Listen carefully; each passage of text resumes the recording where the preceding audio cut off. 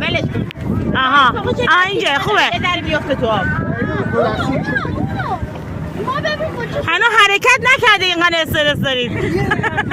باشه عزیز ناشه امو دست بیفتش نه خطرناکه. بگیر به نرده. دیله بغل اگه زرنگی خیلی زرنگی من که شنا بلدم. دیگه که بچه 2 ساله هم میدونی بندازی نوکه. ببین ما شنا بلدیم ولی از آب دریا میترسیم. از عمق میترسم.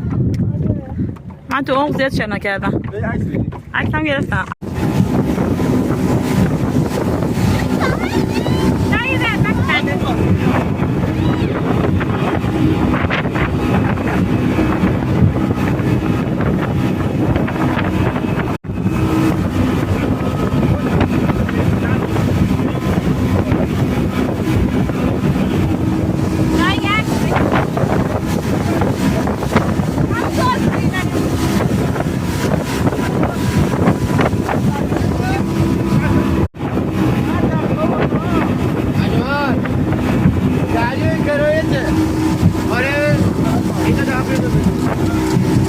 چی گفت؟